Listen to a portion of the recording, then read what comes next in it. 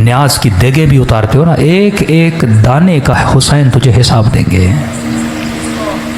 मत समझना ये चीज़ें रायगां जाती हैं। आंसू जो आंखों से बहाते हो ना, एक एक कतरा जमा हो रहा है। जो सांसें हुसैन की मजलिस में गुजरी उनका हिसाब अलग है, जो सांसें तुमने गुनाह की महफिल में गुजारी उनका हिसाब अलग है, जो सांसें अपनी माँ के कदमों को दबाते हुए तुमने गुजारी ना उसका हिसाब अलग है। हर शे का अल्लाह के दरबार में हिसाब है। कुछ ईरानी ज़ाहिर कहते हम करबला गए तो 40 के दिन थे, हर बंदा कह रहा था आप हमारे घर आए, हमारे घर आए। कहते हमें जल्दी करबला पहुंचना था, हम नहीं रुके।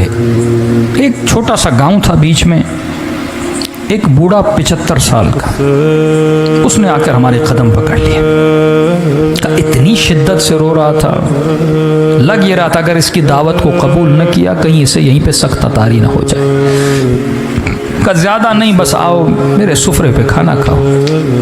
अगर तू मेरे सुफरे पे खाना खाएगा मैं ऐसे महसूस करूँगा कि गोया हुसैन मेरे घर में मेहमान बन के आए हैं। खुलूस। हमने कहा बूढ़ा है, हमने कहा ठीक है खाना खाएंगे पर जल्दी निकल जाएंगे। ठीक है 1-2 घंटा आराम करो, अपनी जोराबे दो, मेले कपड़े दो, वो भी धुलने के लिए देता हूँ, थोड़े फ्रेश हो जाओगे, 2 लुक़मे खाने खाओ, मुझ गरीब का दिल खुश हो जाएगा। कहते हैं उसके घर हम चले गए। उसने कहा ठीक है मैं 1 घंटे में खाना तैयार करता हूँ। हम थोड़ा कमर सीधी करके बैठ गए। उस बूढ़े के घर की दीवार के ऊपर एक पेंटिंग लगी थी। पेंटिंग थोड़ी अजीब थी जिसने हमें अपनी तरफ खींचा।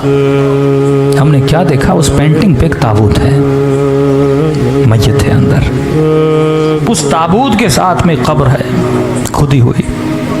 हमने कहा ये कैसी पेंटिंग है, लोगों के घरों में जाओ या करबला की जरिए ये चीज़ें हैं, लेकिन ये कैसी पेंटिंग है जिसमें ताबूत है, ताबूत के अंदर मय्यत और सामने खुदी हुई कब्र है। बूढ़ा आया, हमने कहा बूढ़े बताओ ये पेंटिंग का माजरा क्या है। उसने कहा पहले खाना खा लो, कहीं ऐसा ना मैं बताऊं तुम रोने लगो।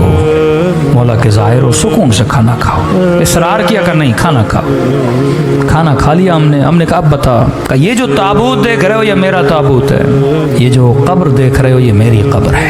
एक दिन मैं मर चुका था, मेरा जनाजा ताबूत में था, इसी तरह मेरी कब्र खुदी हुई थी।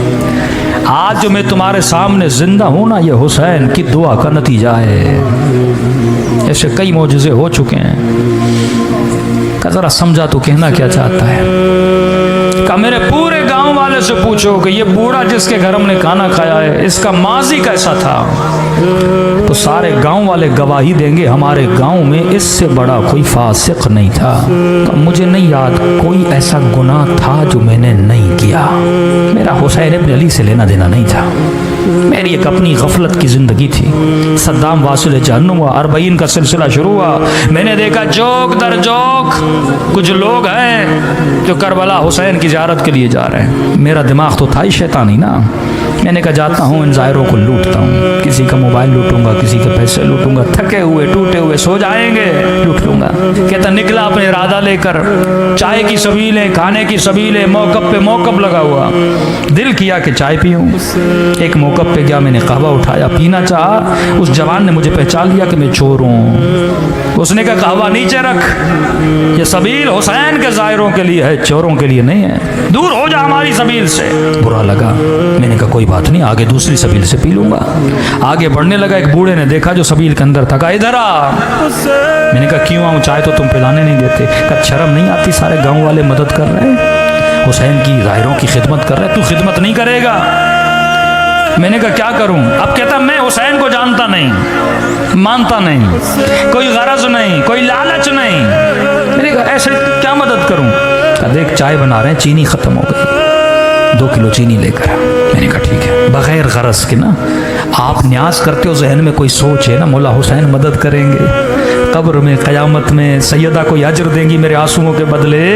कहता नहीं मेरा कोई जहन में पस मंज़र नहीं। मैं गया 2 किलो चीनी ली, वापसी पे एक और सबील थी जहाँ चाय चल रही थी। मैंने कहा चाय यहाँ पीऊँ फिर जाऊँगा। उसने बोला भी तो अब उसकी चाय नहीं पीऊँगा। इज़्ज़त नफ्स ने मुझे रोका। मैंने